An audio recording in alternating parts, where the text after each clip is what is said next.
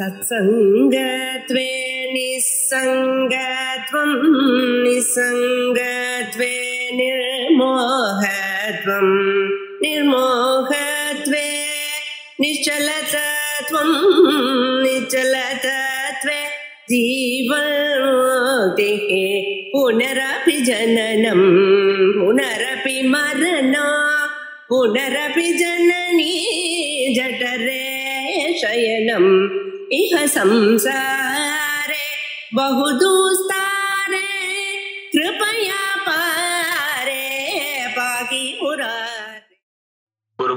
శ్రీ గురుభ్యో నమః. ఓం గురు బ్రహ్మ గురుర్విష్ణు గురుర్దేవో మహేశ్వర గురు సాక్షాత్ పరం బ్రహ్మ తస్మై శ్రీ గురవే నమః. చతుస్మృతి పురాణానాం ఆలయం కరుణాలయం నమామి భగవత్పాదం శంకరం లోకశంకరం. పాండురంగాష్టకం అనే అద్భుతమైన స్తోత్రం భాష్యకారులు రచించిన స్తోత్రాల్లో ఒకటి. ఆయన విజయ యాత్రలో ఈ పండరీపూర్ అనే ప్రదేశంలో మహారాష్ట్రలో ఉండి అక్కడ పుండరీకుడు అనే భక్తుడు తన తల్లిదండ్రులకి సేవలు చేసుకుంటూ ఉండగా ఆ సేవల దారిగా ఆ పరమేశ్వరుని ప్రీతి చెంది పరమేశ్వరుడు తన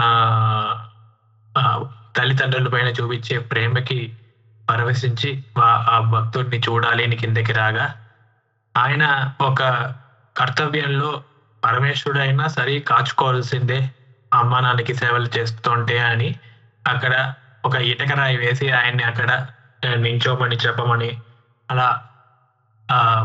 అలా పాండురంగ స్వామి కృష్ణుడు ఆ ఇటకరాయి పైన నించుని ఒక ఇటకరాయి పైన పక్కపక్కన చిన్న కాళ్ళు పెట్టుకుని నించుని నడుము పైన చేతులు పెట్టుకుని అత్యద్భుతమైన విగ్రహం అక్కడ పండరీపూర్లో పాండురంగ స్వామి ఒక విగ్రహం. అక్కడ ఆ విగ్రహాన్ని చూసి ఈ మన భాష్యకారులు రచించిన స్తోత్రము దాంట్లో 4 శ్లోకాలు చూసామండి. 4 శ్లోకాలు అయింది. ఇప్పుడు మిగతా 4 శ్లోకాలు ఫలశ్రుతి ఉంది. అది ఇప్పుడు ఈ వీడియోలో చూద్దాం. ఇప్పుడు 5వ శ్లోకం. శరచ్చంద్ర బింబాననం చారుహాసం లసత్కుండలాక్రాంత దండస్థలాంతం జపారాగ బింబాధరం కంజ నేత్రం పరబ్రహ్మలింగం భజే పాండురంగం అని 5వ శ్లోకం. శరచ్చంద్ర బింబాననం అని ఇది శరత్కాలంలో చంద్రుడు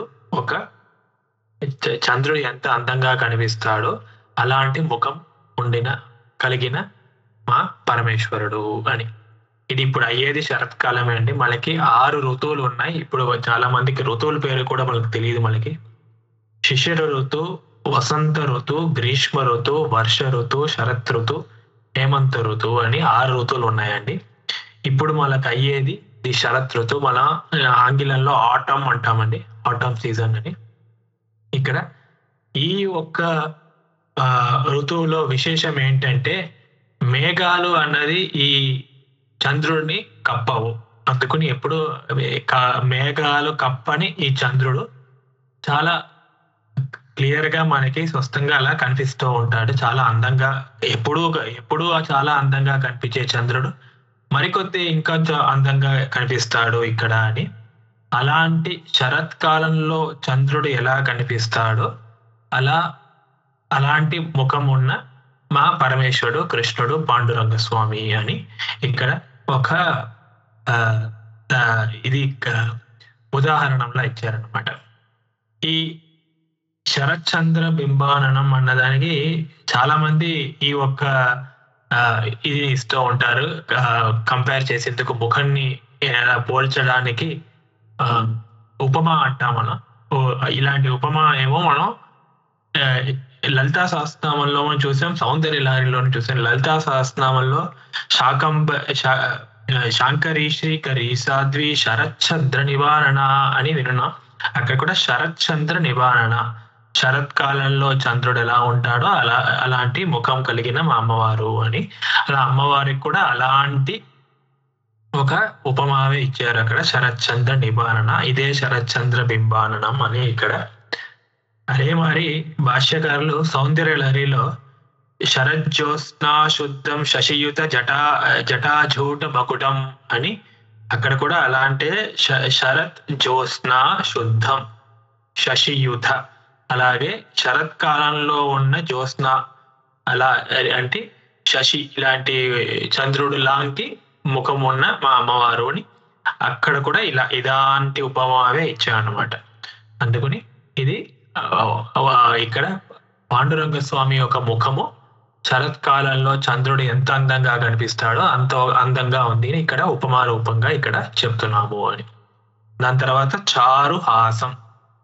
చారు అంటే చాలా అందమైన అని అర్థం, హాసం అంటే నవ్వు అని. అందమైన చిరునవ్వు కలిగిన మా పాండురంగ స్వామి అని. ఈ చారు అనే మాటని విడివిడిగా వేరే వేరే దీంతో వాడుకుని అలాంటి అర్థం వచ్చేలా ఇలా చారు శీలం, చారు నేత్రం, చారు వదనం అని మనం సంస్కృతంలో కావ్యాల్లో చాలా ఇలాంటి మాటలు వినుంటాము. అన్ని చోట్ల ఈ చారు అంటే అందమైన అన్నట్టు. చారు నేత్రం అయితే అందమైన కళ్ళు కలిగిన, చారు వదనం అంటే చాలా అందమైన మాటలతో అందరినీ ఆకర్షించేవారు. చారు శీలం అంటే అందమైన శీలం ఉన్నది అని.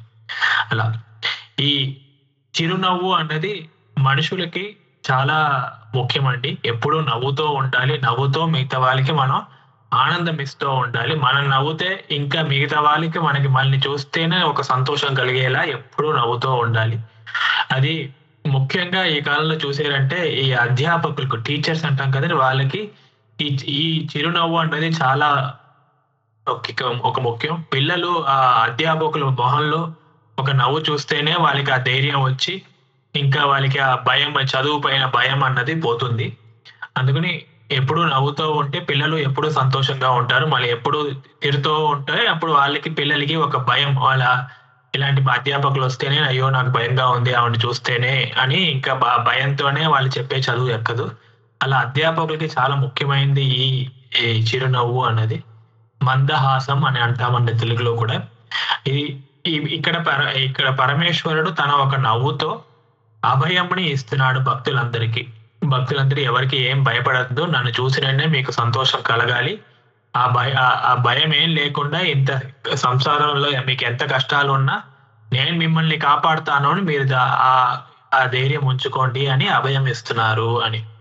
ఇలాంటి ఎప్పుడు చిరునవ్వు ఉన్న అమ్మవారు కూడా లలితా సహస్రనామంలో మందస్మిత ప్రభాపూర మజ్జత్ కామేశ మానస అని ఆ కామేశ్వరిని చూస్తుంటే ఎప్పుడు మా అమ్మవారికి ఒక మొహంలో ఒక చిరునవ్వు అలా వస్తూ ఉంటుంది. ఆ చిరునవ్వుతో భక్తుల్ని ఎప్పుడు అనుగ్రహం చేస్తూ ఉంటుంది. మందస్మితం ఒక చిరునవ్వు అనమాట.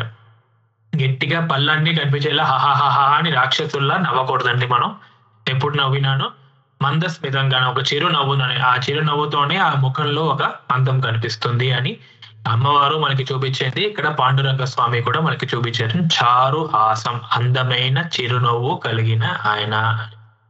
దాని తర్వాత లసత్ కుండలాక్రాంత గంధస్థలాంతం అని. లసత్ అనే మెరిసే, కుండలం అంటే చెవులో వేసుకునే చెవు పోగులు, అదే కర్ణుడికి కవచ కుండలాలు అంటాం కదండి, అలాగా లసత్ కుండలం ఆయన మెరిసే చెవు పోగులు. అది ఆక్రాంతం గండస్థలాంతం. గండస్థలం అంటే ఏంటంటే బుగ్గలు.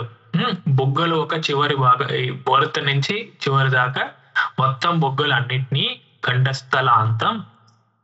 ఆక్రాంత ఎందుకంటే దాన్ని ప్రకాశయతి అని అర్థం. ఈ చెవు పోగులు అనేవి మొత్తం అన్ని రత్నాలతో కూడి ఉంటాయి కదండి మా పాండురంగ స్వామికి. ఆ రత్నాలతో కూడి ఉన్న వల్ల అది మెరిసిపోతూ అక్కడ ఆ మెరుపు ఎంత ఎక్కువగా ఉంది అంటే తన బుగ్గలు కూడా ఆ ఒక ప్రకాశంతో అలా మెరిసిపోతూ ఉన్నాయి అని. ఆయన ముందే జ్యోతిస్వరూపం అండి. నతత్ర సూర్యో బాతిన చంద్ర తారకం నేమా విద్యుతో భాంతి కుతోయం అగ్ని తమేవ భాంతి అనుబాధి సర్వం తస్య భాష సర్వం ఇదం విభాతి అని ఆయనకి మట్టుకే మెరుపు ఉంది అండి. ఆయన ఒక మెరుపు వల్ల మిగతా ఈ సూర్యుడు చంద్రుడు అంతా మెరుస్తున్నారు కానీ వాళ్ళకి తానుగా మెరుపు లేదు. అలాంటి జ్యోతిష్ స్వరూపంలో ఉన్న ఆయనకి ఆయన చెవు పోగుల నుంచి వచ్చే జ్యోతిస్సు ఆయన ఒక బుగ్గల్ని అలా ప్రకాశించేలా చేస్తున్నాయి. అంటే ఆ ఒక చెవు పోగులు ఎంత మెరిసిపోతున్నాయో, ఎన్ని రత్నాలతో మెరిసిపోతున్నాయో మీరు చూడండి అని.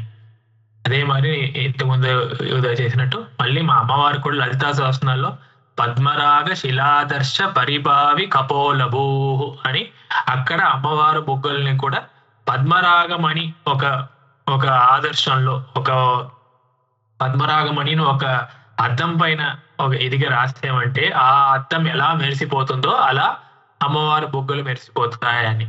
ఇలా ఇక్కడ ఇద్దరికి రెండు వేరే వేరే ఉపమాలు ఇచ్చారు. ఇక్కడ లసత్ కుండలాక్రాంత గండస్థలాంతం అని పాండురంగ స్వామికిని, అక్కడ అమ్మవారికి పద్మరాగ శిలాదర్శ పరిభావి కపోలభూని వేరే వేరే ఉపమాలు అని. కపోలము గంటస్థలం అంటే రెండు బొగ్గలు అని అర్థం అండి. ఆ బొగ్గలకి వేరే వేరే ఉపమాలు అన్నమాట.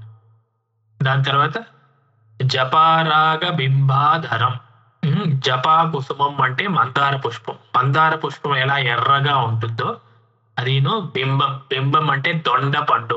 దొండ పండు ఒక ఎలా ఎర్రగా ఉంటుందో అలా మందార పుష్పం ఎరుపు లాంటి, దొండ పండు ఎరుపు లాంటి పెదవులు కలిగి, ఆధారం అంటే పెదవులు, అలాంటి పెదవులు కలిగి. ఈ పెదవులకి దొండ పండు అనేది అతి ఉత్తమమైన ఉపమాగా మనం వాడుతూ ఉంటాము. ఇక్కడ అద్వైత సిద్ధి అని ఒక గ్రంథం, అంటే అద్వైత సిద్ధి అనే ఒక వేదాంత గ్రంథంలో మధుసూదన సరస్వతి అని ఆయన పెద్ద కృష్ణ భక్తుడు. ఆయన ఒక అద్భుతమైన శ్లోకం రాశారు అక్కడ, మంగళ శ్లోకంగా. వంశీభూషితకరాత్ నవనీరదాబాత్ పీతాంబరాత్ అరుణ బింబ ఫలాదరోష్టాత్ పూర్ణేందు సుందరముఖాత్ అరవింద నేత్రాత్ కృష్ణాత్ పరం కిమపి తత్వం అహం న జానే అని అక్కడ ఆ శ్లోకంలో అరుణ బింబ ఫల అధరోష్టాత్ అని ఒక బింబ ఫలం, అరుణం ఒక రంగులో బింబ ఫలం దొండ పండు ఎలా ఉంటుందో అలాంటి అధరోష్టం కలిగిన ఆ కృష్ణుడికి కృష్ణాత్ పరం కిమపి తత్వం అహం న జానే అని. దానికి ఆ ఒక్క ఇది సెంటెన్స్ కి రెండు రకాలుగా అర్థం చెప్పారు. కృష్ణుడి కన్నా గొప్ప మనిషి ఎవరూ లేదు అని ఒక అర్థము, కృష్ణుడి కన్నా ఒక గొప్ప తత్వము ఉందేమో, ఆ ఒక తత్వం నాకు ఇంకా తెలియదు, తెలుసుకోలేకపోతున్నాను. అంటే కృష్ణుడే శుద్ధ బ్రహ్మం, లేకపోతే కృష్ణుడి కన్నా మించిన శుద్ధ బ్రహ్మం ఒకటి ఉంది, ఆ శుద్ధ బ్రహ్మం నేను తెలుసుకోలేకపోతున్నా అని ఒక ఇంకో పక్క కృష్ణుడే ఒక శుద్ధ బ్రహ్మ స్వరూపం, ఆ శుద్ధ బ్రహ్మ స్వరూపంని నేను తెలుసుకోలేకపోతున్నా అని చాలా అద్భుతంగా ఆయన అద్వైత సిద్ధి గ్రంథంలో మధుసూదన సరస్వతి గారు రాశారు. కానీ ఇక్కడ అరుణ బింబ ఫల అధరోష్టాత్ అని బింబ ఫలం లాంటి ఒక పెదవులు కలిగినదిని మళ్ళీ ఇంతకుముందు చెప్పినట్టు లలితా సహస్రనామలో నవవిద్రుమ బింబశ్రీ న్యక్కారి రతన సదా అని అదే దొండపండుని ఉపమాగా తీసుకుని బింబ ఫలముని అక్కడ ఆ అమ్మవారు ఒక పెదవులకు కూడా అదే అంటే ఉపమావే ఇచ్చారు. అలాగే ఇక్కడ జపారాగ బింబాధరం, జపారాగ పుష్పము బింబ ఫలము లాంటి అధరం కలిగిన మా పాండురంగ స్వామి అని. దాని తర్వాత కంజ నేత్రం, కంజం అంటే పద్మం, పద్మం లాంటి నేత్రం అని. అమ్మవారికి మీనలోచని చూస్తున్నాము, ఈయనకి పాండురంగ స్వామికి పద్మ నేత్రం, కంజ నేత్రం అంటే పద్మం లాంటి నేత్రం కలిగిన.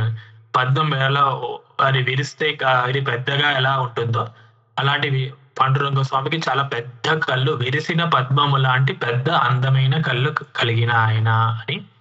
ఇలా పాండురంగ స్వామి యొక్క ముఖములో ఆయన నవ్వు నుంచి ఆరంభం చేసి, ఆయన ముఖము నుంచి ఆరంభం చేసి నవ్వు, దాని తర్వాత చెవు పోగులు, ఆయన బుగ్గలు, దాని తర్వాత అక్కడ అధరాలు, దాని తర్వాత ఆయన కళ్ళు, ఇలాంటి కలిగిన మా పాండురంగ స్వామి పరబ్రహ్మలింగం భజే పాండురంగం. అలాంటి పాండురంగ స్వామిని బ్రహ్మం ఒక లింగముగా ఉంది, ఆ పరబ్రహ్మ స్వరూపం ఎలా ఉంటుందో కానీ మాకు ఇక్కడ ఉపాసన చేసుకుందుకు ఆయనకు ఒక రూపం కావాలి కనుక ఆ పరబ్రహ్మ స్వరూపంకి రూపం ఉనిందంటే నిశ్చయంగా ఇలా పాండురంగ స్వామి రూపంలోనే ఉంటుంది.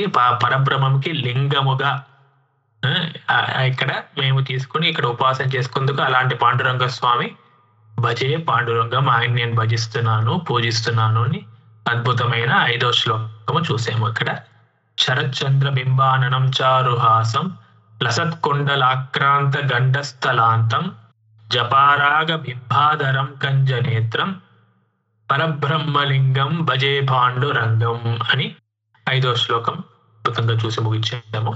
దాని తర్వాత 6వ శ్లోకం కిరీటోజ్వల సర్వ దిక్ప్రాంత భాగం తురైరర్చితం దివ్య రత్నైరనర్ఘై త్రిభంగాకృతిం బర్హ మాల్యావతంసం పరబ్రహ్మలింగం భజే పాండురంగం అని 6వ శ్లోకం అన్నమాట. కానీ కిరీట ఉజ్వలత్ సర్వదిక్ ప్రాంత భాగం అని. కిరీటం అనేది మనకు తెలిసిందంటే ఆయన తలపైన వేసుకునే కిరీటము. ఉజ్వలత్ అన్ని రత్నాలతో కూడి అలా మెరిసిపోతూ ఉంటుంది. అలాంటి ఆ ఒక మెరుపు ఎంత దూరం వెళ్తుందండి, ఎంత మెరుపు ఉంది దాంట్లో. అన్ని రత్నాలు ఉన్నాయి కదా, చాలా రత్నాలు వజ్ర వైడూర్యాలు అన్ని ఉన్నాయి ఆ కిరీటంలో. మరి దాని మెరుపు ఎంత వరకు వెళ్తుందంటే సర్వదిక్ ప్రాంత భాగం, అన్ని దిక్కుల్లోనూ 4 దిక్కుల్లోనూ లేదా 8 దిక్కులు తీసుకున్నట్టే 8 దిక్కుల్లోనూ ప్రాంత ఆ ప్రాంతం ఆ దిక్కు ఒక ప్రాంతం ఒక చివరి వరకు, ప్రాంత ప్రకర్షణ అంతం చివరి వరకు, ఆ చివరి భాగం వరకు ఆ కిరీటం ఒక ప్రకాశం వెళ్తుంది. అంటే ఈ లోకమంతా వ్యాపించి ఉంటుంది ఆయన కిరీటం నుంచి వెళ్ళే ప్రకాశం అని. అంత ఉజ్వలంగా అంత ప్రకాశంగా ఉంటుంది. కిరీట ఉజ్వల సర్వదిక్ ప్రాంత భాగం. సురైర్ అర్చితం, సురైహి అంటే దేవులు, దేవతల చేత కూడా ఆయన అర్చించబడతారు, పూజింపబడతారు. దేవతలు ఒక మహిమకి ఆయనే కారణం. ఆయన ఇచ్చే శక్తి వల్ల దేవతలకి శక్తి వచ్చి వాళ్ళ కర్తవ్యాలను చేయగలుగుతున్నాడు. ఆ ఇంద్రుడైనా కూడా ఆ పరమేశ్వరుడికి అధీనమే. ఆ పరమేశ్వరుడి దగ్గర నుంచి శక్తి తీసుకుని తన ఒక కర్తవ్యాన్ని నిర్వహిస్తున్నాడు అని. అగ్ని అయినా సరే, వాయువు అయినా సరే, ఇంద్రుడైనా సరే, లేదా జలమైనా సరే, అందరూనే వాళ్ళు కర్తవ్యాలు చేస్తున్నారు. అందరూ ఆ విష్ణుమూర్తి యొక్క మహిమే అందులే వాళ్ళ కర్తవ్యాల్ని చేయగలుగుతున్నారు శక్తిని పొంది అని. దాని తర్వాత అనగైహి దివ్యరత్నైహి అనగై, సురైర్ అర్చితం దివ్యరత్నైహి అనగైహి. వాళ్ళందరూ ఎలా పూజ చేస్తున్నారండి దేవతలందరూ? దివ్యమైన రత్నాలతో. అనర్గైహి అంటే వెలకట్టలేన, వాళ్ళ దగ్గర చాలా ఒక వజ్రాలు వైడూర్యాలు రత్నాలు ఉన్నాయి. ఆ వజ్రాలు వైడూర్యాలు అంటే వాళ్ళ దగ్గర ఉంచుకోవడం అంటే వాళ్ళు విష్ణుమూర్తికి దాంతో పూజ చేస్తున్నారు. దాంతో పూజ చేసి అంతకన్నా విలువైన రత్నాల్ని వజ్ర వైడూర్యాలని పొందుతున్నారు అని. వాళ్ళు పూజ చేసిన వల్ల వాళ్ళకి ఏమాత్రం తక్కువ అయిపోకుండా, ఎంత విష్ణుమూర్తికి మనకి ఎంత ఇస్తామో ఆయనకి 10 తిరిగి ఆయన మనకి అలా వచ్చేలా ఇస్తారు అని. అలాంటి దివ్య రత్నాలతో అనర్గైహి వెలవ కట్టలేన రత్నాలతో సురైహి దేవతలు ఆయన్ని అర్చిస్తూ ఉంటారు అని. దాని తర్వాత త్రిభంగాకృతి. భంగం అంటే మన నాట్య శాస్త్రంలో భంగిమ అంటాం కదండి. భంగం అంటే అలాంటి భంగిమ కలిగిన ఆయన అని. త్రిభంగం అంటే 3 చోట్ల ఒక కొంచెం అలా వంగినట్టు అలా చేసే ఇది భంగం అన్నమాట. 3 చోట్ల అంటే మోకాలు, నడుము, దాని తర్వాత భుజాలు. ఈ 3 చోట్ల ఈ నాట్య శాస్త్రంలో కొంచెం ఇలా వంగినట్టు అలా నిల్చుంటారు కదండి. నాట్య చేస్తుంటే కృష్ణుడిని ఎలా చూపించాలంటే చేతిలో ఒక వేణువుతో పాటు ఒక 3 చోట్ల నేరుగా నించోవడం కాకుండా 3 చోట్ల కొంచెం వంగినట్టు అలా చూపిస్తారు. అది ఒక భంగిమ అంటారు. అది త్రిభంగ ఆకృతి. 3 చోట్ల త్రిభంగం, 3 చోట్ల వంగినట్టు ఉన్న ఆ భంగిమ. అది మోకాలు, నడుము, ఈ మెడ ఉన్న చోట, భుజాలు మెడ ఉన్న చోట అక్కడ వంగినట్టు అలా నించుంటారు అని. అలా నించుని భక్తులకి అనుగ్రహం చేస్తూ ఉంటారు. దాని తర్వాత బర్హ మాల్య అవతంసం అని. అక్కడ మాల్యం అంటే మాల. ఇక్కడ నెమలి రేఖలు, నెమలి ఒక నెమలీకలు ఉంటాం కదా, నెమలీకలతో చేసిన ఒక ఆభరణము. ఆ ఆభరణము ఆయన మెడ చుట్టూ లేదా తల చుట్టూ వేసుకుని ఉంటారు అని. ఇలాంటి ఆభరణాన్ని కూడా వేసుకుని ఇది అందుకుని ఇప్పుడు ఈ ఒక శ్లోకంలో కిరీటంని, పాండురంగ స్వామి ఒక కిరీటంని, దాని తర్వాత ఆయన వేసుకున్న అన్ని నగల్ని, ఆయన వేసుకున్న ఆ మాలని, ఆయన ఒక ఆకృతి అంటే భంగిమ అన్నిటిని ఈ ఒక్క శ్లోకంలో మనం చెప్పాం. ఇలాంటి శ్లోకాల్లో ఇలాంటి గుణాలు ఉన్న పాండురంగ స్వామి పరబ్రహ్మ లింగం, ఆ పరబ్రహ్మానికి లింగంగా ఉపాసనా స్వరూపంగా ఉండి మనకి అనుగ్రహం చేసే ఆ పాండురంగ స్వామిని నేను భజిస్తున్నాను, పూజిస్తున్నాను, భజే పాండురంగం అని అద్భుతంగా 6వ శ్లోకం. కిరీటోజ్వల సర్వదిక్ప్రాంత భాగం సురైరర్చితం దివ్యరత్నైరనర్ఘైః త్రిభంగాకృతిం బర్హమాల్యావతంసం పరబ్రహ్మలింగం భజే పాండురంగం అని 6వ శ్లోకం. ఇప్పుడు 7వ శ్లోకం. విబంబే నునాదం చరంతం దురంతం స్వయం లీలయా గోపవేశం దదానం గవాం బృందకానందదం చారుహాసం పరబ్రహ్మలింగం భజే పాండురంగం అని 7వ శ్లోకం. విభుం, విభుం అంటే సర్వవ్యాపి, సర్వశక్తిలో ఉన్న ఆయన. ప్రభుం ప్రాణనాదం విభుం విశ్వనాదం అని మా పరమేశ్వరుడికి చెప్తాం కదండి, అక్కడ చెప్పే అదే విభువు అనేది ఈయనకి పొందుతుంది. సర్వవ్యాపిగా ఉన్నారు, అందరికీ అనుగ్రహం చేస్తూ ఉంటారు, అందరికీ అనుగ్రహం చేసే శక్తి కలిగిన ఆయన. ఈ లోకంలో ఏదైనా ఆయన ఒక అనుగ్రహం వల్లే జరుగుతుంది. అలాంటి విభు స్వరూపం ఆయన అని చెప్పడానికి ఇక్కడ విభు అని. వేణునాదం, ఇక్కడ ఆయన చేతిలో వేణు పెట్టుకుని ఎప్పుడు వేణునాదంతో అందరినీ సంతోషపరుస్తూ ఉంటారు అని. ఆ కృష్ణుడు ఒక వేణునాదంతో ఆ గోపికలు, ఆ ఆవులు అందరూ అలా ఎప్పుడు ఆ కృష్ణుడు చుట్టే ఒక ఆకర్షణ చెంది ఆయన ఒక సంగీతంతో ముగ్ధులై ఆయన చుట్టూ ఎలా ఎప్పుడూ ఉంటారు. అలాంటి ఆయన రాసలీలలో, అక్కడ బాలలీలలు అన్నింటి మన భాగవతంలో ఎంతో వినున్నాము. ఆయన వేణునాదం అంటే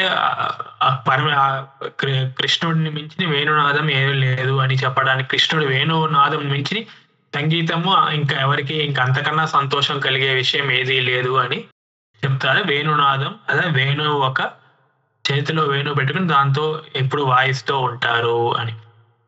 చరంతం, చరంతం అనేది చరులు అంటే మనకి ఒక చోటు నుంచి, చరాచరం అంటే చరం అంటే ఒక చోటు నుంచి ఇంకో చోటికి వెళ్ళే శక్తి కలిగిన వాళ్ళు. అచరం అంటే ఒకే చోట్లో ఉండే వస్తువులు అని. అది జడం అంటే అచరం అర్థం. చరం అంటే జడం కానిది, ఒక చోటు నుంచి ఇంకో చోట్ల వెళ్ళేది, మనుషులు లాంటివి అని. అందరు మనుషులు లోపల ఆయన మనస్సులో ఉంటారు అని. ఆయన అంతర్యామిగాను సాక్షిగాను, సాక్షి చేత కేవలో నిర్గుణశ్చ అని ఉపనిషత్తులో తచ్శ్రుత్వా తదేవ అనుప్రావిశత్ అని అందరినీ సృష్టించి ఆయన వాళ్ళ మనసు లోపల ఆయనే వెళ్ళి ప్రవేశించి ఆయన మనసులో ఉన్నారు అని. ఆయన మనసులో ఉంది, వాళ్ళు చేసే పుణ్యాలైనా పాపాలైనా సాక్షి స్వరూపంగా ఉండి ఆయన చూస్తూ ఉంటారు. వాళ్ళు చేసిన కర్మలు తగినట్టు ఇప్పుడు ఈ జన్మలో కూడా వాళ్ళు ఒక ప్రవర్తనందు అందరినీ ప్రేరణ చేస్తూ ఉంటారు అని. ఆయన ప్రేరణ చేస్తూ ఉంటే మనస్సులో వాళ్ళకి పుణ్యాలు పాపాలు చేరుతూ ఉంటాయి ఆ మనుషులకి. కానీ ఆ పుణ్యాలు పాపాలు ఈయనకి అంటావు. ఈయన కేవల సాక్షి స్వరూపంగా ఉంది, వాళ్ళు చేసే కర్మల్ని చూస్తూ వాళ్ళకి పుణ్యాలు పాపాలు ఇస్తూ ఉంటారు అని. ఆయన అంతర్యామిగాను సాక్షిగాను లోపల ఉంటారు కనుక చరంతం. ఇదే తైత్తరీయ ఉపనిషత్తులో యో వేద నిహితం గుహాయాం పరమే వ్యోమన్ అని. ఆయన హృదయ గుహలో ఆయన ఆకాశ స్వరూపంగా అక్కడ పరమే వ్యోమన్ అక్కడ ఉంటారు అని. ఇక్కడే బ్రహ్మసూత్రంలో కూడా అంతస్తద్ధర్మోపదేశాత్ అని, అంతః తద్ధర్మ ఉపదేశాత్, అంతః పరమేశ్వర తద్ధర్మ తస్య ధర్మానాం అత్ర ఉపదేశాత్ అని. అక్కడ హృదయ లోపల ఎవరు ఉంటారు అంటే అక్కడ పరమేశ్వరుడే ఉంటారు. అక్కడ పరమేశ్వరుడు ఒక గుణాలే అక్కడ చెప్పాము కనుక అని బ్రహ్మసూత్రంలో ఒక అధికరణంలో విచారం చేసాము. ఇదే ఇక్కడ బృహదారణ్యక ఉపనిషత్తులో యః పృథివ్యాం తిష్టన్ పృథివ్యాం అంతరో యం పృథివీ న వేద యస్య పృథివీ శరీరం యః పృథివ్యాం అంతరో యమయతి అని. అంతర్యామి ఇదిగా అక్కడ పరమేశ్వరుడు చెప్పాడు. పృథివీ లోపల ఉండి పృథివీని ప్రేరణ చేస్తూ, ఎవరికి పృథివీకే తెలియదు లోపల ఇలా ఒకళ్ళు ప్రేరణ చేస్తున్నారు అని.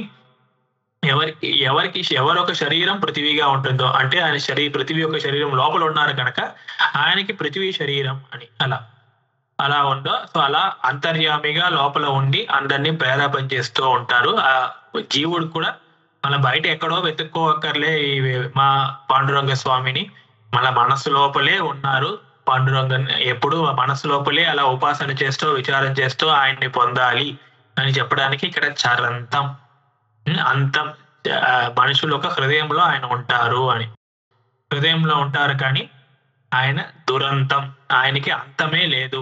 ఎవరికైతే అంతమే లేదో సర్వవ్యాపిగా ఉంటారు. ఆయన తెలుసుకోవడం చాలా కష్టము. ఆయన గూఢంగా గుహ్యంగా ఉంటారు, కానీ సర్వవ్యాపిగా ఉంటారు. మనసు లోపల మట్టుకుగా ఉన్నారు కాదు, మనసు లోపల కనిపిస్తారు. అన్ని చోట్ల వ్యాపించి ఉన్న మనసు లోపల ఇంకా చాలా ఈజీగా కనిపిస్తారు కనుక ఆయనకి దురంతం ని పేరు. కానీ దురంతం సర్వవ్యాపిగా ఉన్నారు, ఆయనకి అంతమే లేదు గనక దురంతం. దాని తర్వాత స్వయం లీలయ గోపవేషం దదానం. ఆయన ఒక లీలల వల్ల ఆయన ఒక గోపాలుడుగా, ఆయన ఒక ఈ ఆవులనంతా మేసే ఒక గోపాలుడుగా ఆయన ఒక ఆయన అవతారం ఎత్తారు.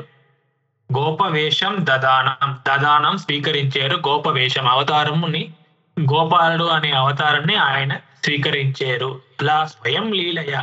మిగతా వాళ్ళ జీవులకంతా ఒక జన్మ వచ్చిందంటే వాళ్ళు చేసిన పూర్వజన్మ కర్మల వల్ల ఆ కర్మకి ఫలం తగినట్టు వాళ్ళు మనిషి జన్మగానో, దోమగానో, ఈగగానో, వేరే ఒక జంతువుగానో ఒక జన్మ ఎత్తుతూ ఉంటారు. అందుకని వాళ్ళకి ఏ జన్మ ఎత్తాలి అన్న దాంట్లో వాళ్ళకి ఒక ఓన్ ఇది ఫ్రీ విల్ లేదు. కానీ మా పరమేశ్వరుడు అలా కాదు, తన లీల వల్లే భక్తులకు అనుగ్రహం చేయాలి అని లీలల వల్లే యదా యదా హి ధర్మస్య గ్లానిర్భవతి భారత అభ్యుత్థానం అధర్మస్య తదాత్మానం సృజామ్యహం అని తన్ను తానే అలా సృష్టించుకొని ఆయన లీల వల్ల అలా భక్తులకు అనుగ్రహం చేస్తూ ఉంటారు. ఇక్కడ గోపాలుడు అనే వేషంని ఆయన కట్టారు అని. ఇక్కడ స్యాత్ పరమేశ్వరస్యాపి ఇచ్చావశాత్ మాయామయం రూపం సాధక అనుగ్రహార్థం అని బ్రహ్మసూత్రంలో చెప్పున్నారు. పరమేశ్వరుడికి రూపం లేదు అంటారు కదండి, అంటే మరి రూపం ఉన్న విగ్రహం ఎలా తీసుకున్నారంటే ఆయన ఒక మహిమ అండి. ఆయన ఒక లీలలతో ఆ భక్తులకి అనుగ్రహం చెయ్యాలి అని ఆయన ఏ ఒక్క రూపమైనా తీసుకోవచ్చు అని. అక్కడ హిరణ్యకశిపుని చంపాలని ప్రహ్లాదుడు వేడుకుంటే అక్కడ సింహ రూపంలో బయటకు వచ్చారు అని, నరసింహ రూపంగా అక్కడ. అలా ఇప్పుడు ఎవరికి ఎలా కావాలో ఎలా కోరుకుంటే అలాంటి స్వరూపం తీసుకుని భక్తులకి అనుగ్రహం చేస్తూ ఉంటారు. ఇక్కడైతే ఆయన గోపాలుడుగా ఉండి అందరినీ, అక్కడ గోపికలందరినీ అనుగ్రహం చేస్తూ, అక్కడ గోపికలందరూ ఆ కృష్ణుడి పైన ప్రేమతో వాళ్ళు లేకుండా, ఆ కృష్ణుడు లేకుండా తన జన్మ అన్నది వీలు కాదు అని వాళ్ళందరికీ చాలా మందికి పెళ్ళైనా కూడా, మొగుడులు ఉన్నా పిల్లలు ఉన్నా కూడా అందరినీ వదిలేసి కృష్ణుడే నాకు శరణం అని కృష్ణుడి చుట్టే అలా నాట్యం ఆడుతూ ఉంటారు. ఇక్కడ భాగవతాల అద్భుతమైన ఒక శ్లోకము, అంగనా మంగనా మంతరే మాధవం మాధవం మాధవం మంతరే మంగనా అని. రెండు ఒక గోపికల మధ్యలో కృష్ణుడు, కృష్ణుడు మధ్యలో ఒక గోపిక. కృష్ణుడు ఒక్కొక్క గోపికకి ఒక్క కృష్ణుడే ఉన్నాడు, అందరూ ఎలా చేసుకునేది అని కాదు. ఒక్కొక్క గోపికకి ఒక్కొక్కలా కనిపించేలా కృష్ణుడు అక్కడ అనుగ్రహం చేసేట. అక్కడ అలా ఒక్కొక్క గోపిక తనకి కనిపించే కృష్ణుడితో దాని చుట్టూ అలా తిరుగుతూ ఆ వేణునాథుని వింటూ అలా ఆనందంని పొంది అక్కడ భక్తి రసంతో మోక్షం పొందారు అని అక్కడ అద్భుతమైన భాగవత శ్లోకం. అలాంటి గోపాలుడు ఒక అవతారం తీశారు మా పాండురంగ స్వామి కృష్ణుడు అని.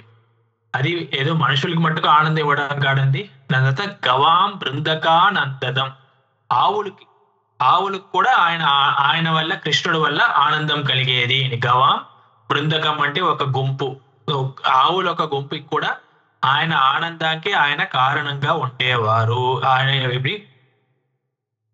ఆయన ఆనందం ఇచ్చేవారు అని. ఈ గోవులకి ముఖ్యత్వం చాలా చోట్ల చెప్పబడిందండి. ఇక్కడ విష్ణు పురాణంలో చూసారంటే నమో బ్రహ్మణ్య దేవాయ గో బ్రాహ్మణ హితాయ చ జగద్హితాయ కృష్ణాయ గోవిందాయ నమో నమః అని. ఆ ఆవులకి గోహితాయ, గోకి ఎప్పుడు హితం అవ్వాలి అని అనుకునే ఆ కృష్ణుడికి, జగత్ రక్షకుడికి నేను నమస్కారం చేస్తున్నాడు అని. కృష్ణుడు ఆవులంటే ఎంత ఇష్టం అంటే ఒక్కొక్క ఆవుకి తనకు ఒక పేరు పెట్టుకుని ఆ ఆవులందరికీ పేరు తీసుకుని ఆ పేరుతో పిలిచేవాడు అని భాగవతంలో అలా చెప్పబడింది. ఇక్కడ భగవద్గీతలో కూడా ఆయుధానాం అహం వజ్రం ధేనూనాం అస్మి కామధుక్ అని, ఆవుల మధ్యలో నేను కామధుక్కు, పాలు ఇచ్చే ఒక ఆవుగా నేను ఉంటాను అని, జంతువుల మధ్యలో అని. అక్కడ ఆవుకి ఒక చాలా ముఖ్యత ఇచ్చారు. అందుకనే మనం హిందూ ధర్మంలో, సనాతన ధర్మంలో ఆవుకి మనం దేవుడితో సమానంగా మనం పూజ చేస్తూ ఉంటాము. అలాంటి గవాం బృందకానందనం, అలాంటి ఆవులకు కూడా మా పాండురంగ స్వామి సంతోషం కలిగించారు అని. చారుహాసం, ఇంతకుముందు చెప్పినట్టు ఎప్పుడు ముఖంలో ఒక చిరునవ్వుతో కలిగి ఉంటారు అని.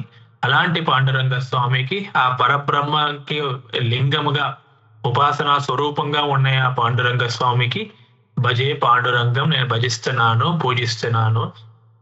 కృష్ణుడు అవతారం చేసి అందరికీ ఆనందం ఇచ్చిన కృష్ణుడు మనసుకు కూడా ఎప్పుడూ ఆనందం కలిగిస్తూ ఉండాలి అని అద్భుతమైన 7వ శ్లోకం. విభుంవే నునాదం చరంతం దురంతం స్వయం లీలయా గోపవేశం దదానం గవాం బృందకానందదం చారుహాసం పరబ్రహ్మలింగం భజే పాండురంగం అని 7వ శ్లోకం.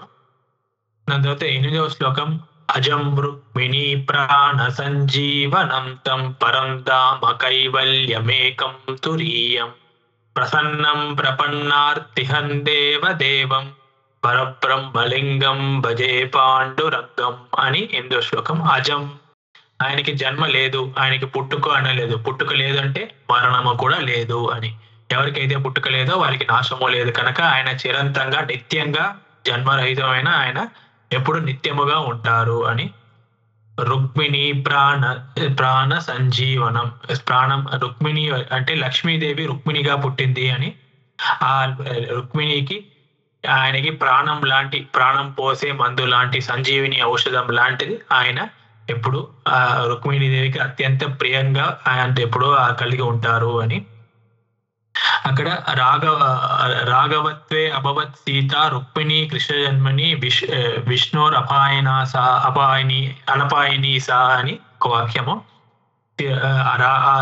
రాముడుగా అవతారం ఎత్తినప్పుడు సీత ఎలాగో అలా కృష్ణుడుగా ఎత్తినప్పుడు రుక్మిణీదేవి, లక్ష్మీదేవి రుక్మిణిగా అవతారం ఎత్తింది అని మనం ఇక్కడ. అలాంటి లక్ష్మీదేవికి ఆయన ప్రాణనాథుడుగా, ప్రాణ సంజీవనంగా ఆయన ఉన్నారు అని. అజం రుక్మిణి ప్రాణ సంజీవనం తం పరం ధామ, ఆయన జ్యోతి స్వరూపంగా, అన్నింటికన్నా గొప్ప ఆయన, పరాత్పరుడు, పరాత్పరం నిరంతరం అని పాట పాడతాం కదండి. ఆయన జ్యోతి స్వరూపుడు. ఇంతకుముందు చెప్పాడు నక్షత్ర సూర్యో బాతిన చంద్ర తారకం నేమా విద్యుతో భాంతి కుతోయం అగ్నిహీని. ఎవ్వరికి తానుగా ఒక జ్యోతి లేదు, ఈయనే అందరికన్నా గొప్ప, అందరికన్నా జ్యోతి స్వరూపం. సూర్యుడైనా చంద్రుడైనా ఈయన ఒక జ్యోతి తీసుకుని వాళ్ళు వెలిగిపోతూ ఉంటారు. ఇదే కఠోపనిషత్తులో ఒక్కొక్కటి కన్నా ఒక్కొక్కటి గొప్ప అని చెప్పుకుని ఆఖరికి పురుషాత్ నపరం కించిత్ సాకాష్ట సా పరాగతి అని. ఆయన పురుషుడు, ఆయన పరబ్రహ్మ స్వరూపం, ఆయనే అన్నింటికన్నా గొప్ప, సా కాష్ట, ఆయన వెళ్ళి ఆఖరికి చేరవలసిన ఇది ఆయనే, సా పరాగతి, అన్నింటికన్నా అంత పరమైన గొప్పమైన గతి వెళ్ళి చేరుకోవాల్సింది ఆ విష్ణుమూర్తి, ఆ పాండురంగ స్వామియే అని. పురుషాం నపరం కించిత్, ఆయన కన్నా గొప్ప ఆయన ఎవరు లేదు అని. పరం ధామ, అన్నింటికన్నా గొప్ప ధామము, ఒక పొజిషన్ అని. దాని తర్వాత కైవల్యం ఏకం. కైవల్యం ఏకం అంటే ఆయన కేవల స్వరూపం, నిర్గుణ స్వరూపం. ఆయన సాక్షిగా ఉంది, సాక్షి చేత కేవలం నిర్గుణశ్చ అని చెప్పినట్టు. ఏకం అంటే అక్కడ అనన్యుడు, ఆయన మించిన ఇంకో రెండోది లేదు, ఇక్కడ అద్వితీయమైన స్వరూపం అని. ఇక్కడ చాందోగోపనిషత్తులో కూడా సదేవ సౌమ్య ఇదమంతరమాసీత్ ఏకమేవాద్వితీయం అని అక్కడ చెప్పబడింది. ఆ ఏకమేవాద్వితీయం, ఏకం అని చెప్తేనే అద్వితీయం కదండి, మళ్ళీ ఏకమును ఒకటి అద్వితీయం ఒకటి ఎందుకు చెప్పారు అని అక్కడ ప్రశ్న వస్తే, అక్కడ ఆయనకి స్వజాతీయ, విజాతీయ, స్వగతం భేదం అని 3 భేదాలు లేవు అని. సజాతీయ భేదం అంటే ఇప్పుడు మనుషుల్లోనే నాలాంటి ఇంకో మనుషులు లేదు అంటే అది సజాతీయ భేదం. విజాతీయ భేదం అంటే నేను ఒక మనిషి, ఆయన ఇంకో జంతువు, అలాంటి నా జాతి కాకుండా, మనిషి జాతి కాకుండా ఇంకొక ప్రాణి ఉంటే అది విజాతీయ భేదం. ఇప్పుడు నా లోపలే నేను వేరే, నా చెయ్యి వేరే, నా కాలు వేరే, అలా ఉన్నది స్వగత భేదం. ఇలా స్వజాతీయ భేదం, విజాతీయ భేదం, స్వగత భేదం, ఈ 3 భేదాలు ఆయనకి లేవు అని చెప్పడం కోసం ఏకమేవాద్వితీయం అని చెప్పేము అని అక్కడ చెప్పారు చాందోగ్యోపనిషత్తులో. అలాగే ఇక్కడ కైవల్యం ఏకం, కైవల్యం చెప్తేనే చాలు కదండి, మళ్ళీ ఏకం ఎందుకు చెప్పాలంటే ఈ 3 భేదాలు లేవు కనుక అని. దాని తర్వాత తురీయం, మళ్ళీ అద్భుతమైన ఇలా ఒక్కొక్క ఉపనిషత్తు తీసుకుని ఆ ఉపనిషత్తులో ఉన్న భావాన్ని స్తోత్రాలు తీసుకురావడంలో భాష్యకారుల మించిన గొప్ప ఆయన లేదు ఇక్కడ. మళ్ళీ ఇప్పుడు చాందోగ్యం అయింది, ఇప్పుడు మాండూక్యంకి వెళ్తున్నారు. మాండూక్యంలో ఏమో అక్కడ ఒక్కొక్క జాగ్రత్త దశ, స్వప్న దశ, సుషుప్తి దశ అని తీసుకుని ఒక్కొక్క దశలో ఒక అకారం, ఒకటి ఉకారం, ఒకటి మకారం చెప్పుకొని ఓంకారానికి, జాగ్రత్త దశలో ఆయనకి వైశ్వానరుడు అని పేరు, స్వప్న దశలో ఆయనకి తైజసుని పేరు, సుషుప్తి దశలో ఆయనకి ప్రాజ్ఞుడు అని పేరు. ఈ 3 దశలు కలిపి అకార ఉకార మకారాన్ని దాటి 4వ దశ ఒకటి ఉందండి, అదే అక్కడ తురీయ దశ అని పేరు. ఈ అకారం ఉకారం మకారం అన్నింటినీ దాటి ఓంకార స్వరూపంగా ఆయన ఉన్నారు అని తురీయుడు అని 4వ స్వరూపం కాకుండా ఈ 3ను దాటిన ఆయన, 3ని ముంచిన ఆయన అందుకని 4 అనే దానికి తురీయం అని సంస్కృతంలో మాట వాడతాము. ఇలాంటి తురీయం అంటే ఆయన 3 జాగ్రత్త స్వప్న సుషుప్తికి దాటిన ఆయన, ఈ ప్రాజ్ఞ వైశ్వానర తైజసులకి 3కి దాటిన ఆయన ఒక ఇది మాండూక్యం ఎలా చెప్పబడిందో అలాంటి స్వరూపం కలిగిన ఆయన అని ఇక్కడ తురీయం అని. ప్రసన్నం ప్రపన్నార్తిహం దేవదేవం అని, అక్కడికి ప్రసన్నం అంటే ఆయన ఎప్పుడు సంతోషంగా నిర్మలమైన మనసుతో ఉంటారు అని, ప్రపన్నార్తిహం అంటే అందరికీ భక్తులందరికీ దుఃఖంని ఎప్పుడు ఆయన పోగొడుతూ ఉంటారు. ఆర్తి అంటే దుఃఖము, ఆ ఆర్తిహరం అంటే ఆ భక్తులకు వచ్చే దుఃఖాలన్నింటినీ ఆయన పోగొడుతూ ఉంటారు అని. దేవదేవం దేవతలందరికీ పెద్ద గొప్ప దేవతలుగా ఉంది, అందరికీ రక్ష కలిగిస్తూ ఉంటారు అని దేవదేవం పేరు అని. ఇలా అద్భుతంగా పాండురంగ అష్టకంతో 8 శ్లోకాలు అయింది. 8వ శ్లోకం అజం రుక్మిణీ ప్రాణ సంజీవనం తం పరం ధామ కైవల్యమేకం తురీయం ప్రసన్నం ప్రపన్నాతిహం దేవదేవం పరబ్రహ్మలింగం భజే పాండురంగం అని 8 శ్లోకాలు అద్భుతంగా అయింది. దానికి ఫలశ్రుతి చూసేద్దాం.